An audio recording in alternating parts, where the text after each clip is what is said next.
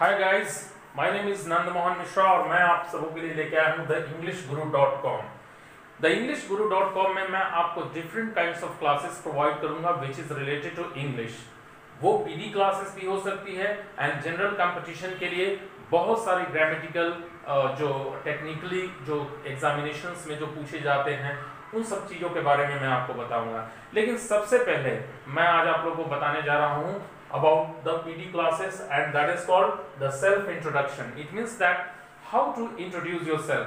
ये class very much important है. This class is very much important for the school students, for the college students, those who are studying in different classes like class 1 to 10, and those who are studying in schools like 11, 12, those who are studying in class colleges. तो ये सारी जो ये class जो है उनके सबके लिए इम्पोर्टेंट है। तो ये आपके लिए जानना जरूरी है कि कैसे हम अपना इंट्रोडक्शन दें, क्योंकि जो बंदा अपने बारे में नहीं जानता है वो किसी और सब्जेक्ट के बारे में क्या जानेगा। जो बंदा अपने बारे में नहीं जानता है वो किसी देश के बारे में क्या जानेगा, किसी समाज के बारे में क्या जानेगा। तो ये जो चीजें हैं ये कहीं भी आप जाते हैं तो सबसे पहले कोई आपको आइडेंटिफाई करता है। आइडेंटिफाई करता है कैसे? तो आपके बारे में जान के। तो मैं आज आपको बताने वाला हूं कि किस तरह से आप अपना इंट्रोडक्शन दें, because it is called the first impression is called the last impression. And if you are just interacting with the people, if you are just communicating with the people and just saying about yourself, so you will have to very much attentive, आपको बहुत attentive रहने की जरूरत है। तो इस class में क्या हम सीखेंगे, what are the contents which is basically required for the self introduction। क्या वो कंटेंट है जो आपके सेल्फ इंट्रोडक्शन के लिए बहुत ही ज्यादा जरूरी है। तो इसमें सबसे पहले हम ये जानेंगे कि जो हम अपना इंट्रोडक्शन देने जा रहे हैं तो उसमें तीन चीजें बहुत इंपॉर्टेंट होती हैं। वो क्या है? तो सबसे पहले ओपनिंग स्टेप, आप अपना इंट्रोडक्शन का कैसे स्टार्ट करेंगे, अपना इंट्रोडक्शन कैसे शुरू करेंगे, और देन अपना इंट्रो स्टेप। इंट्रो स्टेप में आप किस तरह से अपना इंट्रोडक्शन देंगे, और closing step it means that कि आप अपने इंट्रोडक्शन को किस तरह से रैप अप करेंगे, किस तरह से क्लोज करेंगे, क्योंकि वो बहुत ही ज्यादा इंपॉर्टेंट होता है। कहा जाता है all well that ends well, अगर जो आपका अंत भला तो सब भला। तो ये बहुत ही ज्यादा जरूरी है कि आप किस तरह से अपने इंट्रोडक्शन को परफॉर्म करें, किस तरह से एग्जीक्यूट करें, ताकि आपका इंप्रेशन फर्स्ट साइड में बहुत ही फैंटास्टिक हो। तो लेट्स रॉक गाइस। तो चले हम लोग।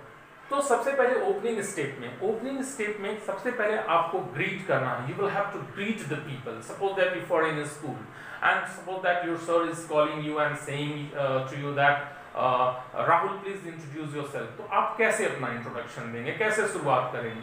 तो ये बहुत ही ज्यादा इंपॉर्टेंट रहता है। इसमें बॉडी लैंग्वेज होती है, इसमें किस तरह से आप वर्ड्स को एग्जीक्यूट करते हैं, किस तरह से आपके फोनेटिक्स होना चाहिए, किस तरह से आपकी एक्सेंट होनी चाहिए, ये बहुत ज्यादा मायने रखती है। तो फोनेटिक्स और एक्सेंट के बारे में, और किस तरह से और इंग्लिश में आप कैसे बात कर सकते हैं, किस तरह की आपकी इंग्लिश होनी चाहिए, ये मैं नेक्स्ट क्लास में बताऊंगा। आज मैं सिर्फ आपके सामने today I will just discuss about the content thing that the contents which are very much essential for the self introduction.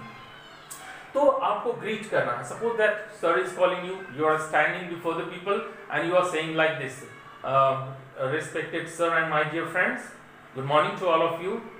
तो ये कोई वे नहीं है। You will have to be very much enthusiastic, you will have to be very much excited, you have to very much balance। तो आपको अपना introduction देना है। तो कैसे आप ग्रीट करेंगे? लाइक दिस, और respected sir and my dear friends, very good morning to all of you, it's a great honor to be over here to introduce myself।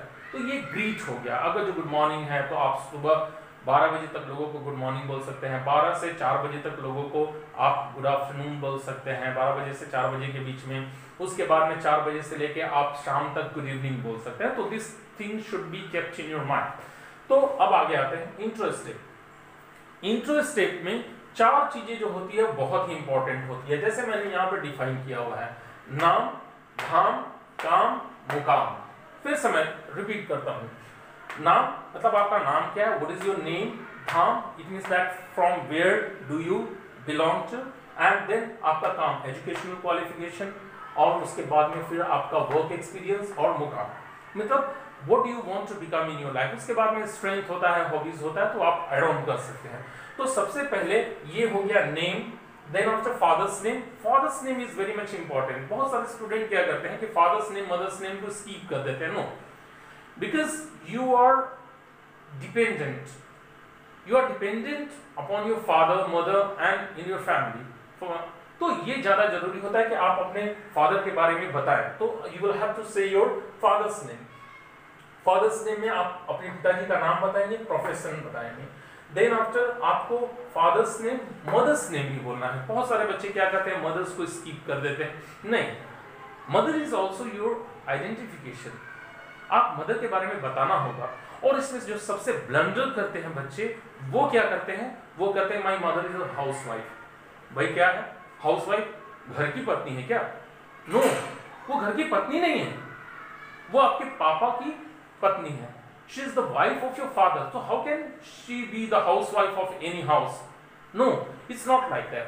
तो सबसे पहले ये जानना जरूरी है कि किसी भी लेडीज को अगर जो आप किसी अपनी मम्मी के बारे में बताते हैं तो आप कह सकते हो my mother name is Mrs Sunita and she is a home maker. आप होम मेकर बोल सकते हो, क्योंकि होम मेकर क्या होता है, आप हाउस एक जो कंस्ट्रक्शन वाले जो लेबर होते हैं, बिल्डर्स होते हैं, वो हाउस बनाते होते हैं। हाउस में कोई सेंटिमेंट्स नहीं होता है, that is only the concrete things, जो ईटा और ये सब चीजों की बनी होती है, गिट्टी की बनी होती है, और वो एक हाउस होता है। लेकिन जब उसमें एक फैमिली रहने लगती है तो वो हाउस नहीं होके वो होम हो जाता है, जहाँ पे एक सेंटिमेंट होता है, जहाँ पे टीयर्स होते हैं, जहाँ पे संवेदनाएं होती हैं, जहाँ पर अपनापन होता है। तो वो अपनापन और वो जो टीयर्स लाने की जो टेंडेंसी है वो कौन बिल्ड करता है? वो आपकी मम्मा बिल्ड करती है, आपकी मम्मी बिल्ड करती है। तो you are not suppose to say that she is the housewife, you have to say that she is a home maker. अगर जो आपकी मम्मी टीचर है तो you can say that she is a teacher, like that. तो father's name के बारे में place बहुत ही इंपॉर्टेंट होता है। क्यों प्लेस इंपॉर्टेंट होता है? क्योंकि जो भी व्यक्ति, it means that suppose that someone is calling you for the interview and someone is calling to know about yourself, so they want to know that basically you belong to which state, which place, because place पे वो decide करते हैं कि हाँ आपका culture क्या होगा, आपकी सोच क्या होगी और किस तरह से आप अपने आप को एग्जीक्यूट करते होंगे। तो ये सारी चीजें जो हैं वो डिफाइन होती है उसमें कि आप बेसिकली किस प्लेस को बिलोंग करते हो, किस कल्चर को बिलोंग करते हो, किस ट्रेडिशन को बिलोंग करते हैं। सपोज दैट आप कहते हैं कि मैं बिहार का हूं, तो बिहारी जैसे ही आप अपने आप को बोलते हैं, इट मींस दैट कि आपका मैथ्स बहुत अच्छा है। People just say you that आपकी मैथमेटिक्स तो बहुत ही अच्छी होगी। आप मुंबई की बात करते हो तो इंग्लिश बहुत अच्छी होगी, दिल्ली की बात करते हो तो दिल्ली की बात करते हो तो इंग्लिश बहुत अच्छी होगी। तो बेसिकली आप बिहार की जब बात करेंगे तो आपको ऐसा लगेगा कि भाई यहाँ के बच्चे तो आईएएस ज्यादा क्रैक करते हैं। तो ये एक कंसेप्ट होता है जिसको आपसे जो रिफ्लेक्ट होता है। तो ये जो चीजें हैं, अगर जो आप साउथ इंडियन की बात करें तो उनकी भी बहुत अच्छी एजुकेशन होती है। हर स्टेट की अपनी अलग अलग कोई पहचान होती है। जैसे आजकल हरियाणा बहुत ज़्यादा आगे बढ़ रहा है हर एक चीज़ों में। जनरल कंपटीशन की बात करें, आईएएस की बात करें, इंजीनियरिंग की बात करें, तो हरियाणा को बहुत ही अच्छा है, खासकर बॉलीवुड में बहुत अच्छा लगता है। तो ये एक रिफ्लेक्शन आता है कि tall boys from Haryana, Bihar का है तो मैथमेटिक्स बहुत अच्छा होगा, मुंबई का है तो एकदम मस्त गाय बोले तो क्या सड़क टाइप का एकदम संजय दत्त जैसा। तो ये एक रिफ्लेक्शन आता है जो आपके बॉडी से, आपके हाव भाव से वो रिफ्लेक्ट होता है और वो एक परसेप्शन को डेवलप करता है जो आपका इंटरव्यू होता है, जो आपका इंट्रोडक्शन लेता है या जो आपकी इंट्रोडक्शन को सुनते हैं वो। प्लेस के बाद में हम एजुकेशनल क्वालिफिकेशन की बात करते हैं। तो एजुकेशनल क्वालिफिकेशन में बहुत, education and qualification both are the different things. ये आप अपने माइंड में एकदम पूरी तरह से सेट कर लेते। एजुकेशन क्या होता है और क्वालिफिकेशन क्या होता है। तो एजुकेशन वो होता है जैसे आप 1 से लेकर 10 तक आपने किया तो एजुकेशन आपका हो गया, जो भी डिग्री आप हासिल करते हैं तो वो एजुकेशन हो गया। लेकिन अगर जैसे ही आप कोई प्रोफेशनल या एडिशनल क्वालिफिकेशन लेते हैं तो वो आपका क्वालिफिकेशन होता है, क्योंकि वो क्वालिफाई आपको कराता है। It means that suppose that कि आप इंटरव्यू के लिए जा रहे हो तो आपके पास में MBA की डिग्री है, कंप्यूटर की डिग्री है, तो that will qualify you, that will make you eligible to crack that interview, to acquire that post, to achieve that post. वो पोस्ट आपका जो होता है उससे काफी ज्यादा उसमें मदद मिलती है उस इंटरव्यू को क्रैक करने में, और ये दिखाने के लिए कि हाँ मैं इस जॉब के लिए सुटेबल हूँ। जैसे मार्केटिंग की बात करें तो आपका MBA होगा, BBA होगा, तो वो बहुत ज्यादा इंपॉर्टेंट होगा। फिनांस होगा तो MBA इंपॉर्टेंट है, HR होगा तो ये इंपॉर्टेंट है। तो ये रिफ्लेक्ट करता है कि आपका एजुकेशन क्या है और क्वालिफिकेशन क्या है। तो ये माइंड में होना चाहिए कि जो भी एक सिंपल डिग्री है वो ग्रेजुएशन तक की, वो आपकी हो गई एजुकेशन, और क्वालिफिकेशन वो हो गई जो एडिशनल डिग्री है आपके पास में, like professional courses like MBA, BBA, nursing, MBBS and whatsoever. Sorry, then come to the point, आपकी स्ट्रेंथ क्या है। कहा जाता है कि सारे जो हमारा ये जो क्रिएचर है, तो इस क्रिएचर में सबको गॉड ने एक बहुत बड़ी स्ट्रेंथ दी हुई है। जैसे आपने वो कहानी तो सुनी होगी, जैसे जो खरगोश होता है उसके वो कंसिस्टेंसी, उसमें स्पीड तो होता है लेकिन वो कंसिस्टेंसी नहीं होता है। कछुआ उसको कंसिस्टेंसी का जो उसके पास में क्वालिटी था उससे वो हरा देता है। तो each and every person they have the fantastic quality and they have the hidden quality that you can से द लैटेंट हीट आल्सो। तो आप वो लैटेंट हीट जो होता है वो आपके अंदर में गॉड ने दी होती है, तो वो हीट आपको आइडेंटिफाई करना पड़ेगा। जैसे आपका क्या है, बहुत सारे लोगों का अलग अलग डिफरेंट काइंड्स ऑफ जो ये होता है स्ट्रेंथ होता है वो बताते हैं। तो जैसे किसी का डिसीजन मेकिंग है, किसी का लीडरशिप है, किसी का कम्युनिकेशन है, कोई पर्सन एंथुसियास्टिक है, कोई पर्सन जो होता है ऑप्टिमिस्टिक होता है, कोई पर्सन जो होता है वो बहुत ही ज्यादा व्हाट इट कॉल ट्रस्टवर्दी होता है। तो लाइक दैट आप उसको बोल सकते हैं अपने स्ट्रेंथ में। वीकनेस अगर जो कोई आपसे पूछे तो आपको डिस्क्लोज नहीं करना है। देन आफ्टर वो जो नेक्स्ट में आता है, ये आपकी आती है हॉबी। हॉबी क्या है आपकी, तो hobby is very much important. आपकी हॉबी क्या है, यानी कि आपका इंटरेस्ट ऑफ एरिया क्या है। तो किसी का ट्रैवलिंग होता है, किसी का क्रिकेट होता है, किसी का वॉचिंग टेलीविजन होता है, कोई पोएम राइटिंग करता है। तो one thing should be kept in your mind very that is very much important for everyone. अगर जो आप कहीं भी स्कूल में है तो ठीक है, आप कह सकते हो माय हॉबी इज ट्रैवलिंग या व्हाटसोएवर, लेकिन हॉबीज से अक्सर क्वेश्चंस बहुत सारे उठते हैं। अगर जो आप इंटरव्यू में हो तो आप ट्रैप किए जा सकते हो। सपोज दैट आपने कहा कि माय हॉबी इज ट्रैवलिंग, तो आपसे ट्रैवलिंग के बारे में पूछा जाएगा कि आप कहाँ घूमे हो, कौन कौन सी जगह पे गए हो, शांति स्तूप कहाँ है। तो ये जो सारी चीजें हैं, आपको कोणार्क का मंदिर किसने, फिर उसके हिस्ट्री के बारे में, या फिर बाद में आप दिल्ली घूमते हो तो कुतुब मीनार के बारे में आपसे पूछा जा सकता है कि उसकी हिस्ट्री क्या है। तो you will be trapped. So you will have to very much strategically strong while you are going to represent and while you are going to say about your hobbies. तो you will have to be very much careful. तो ये आपको अपना decide करना है कि कौन सी hobbies है आपकी जिसमें आप ट्रैप नहीं हो सकते हो।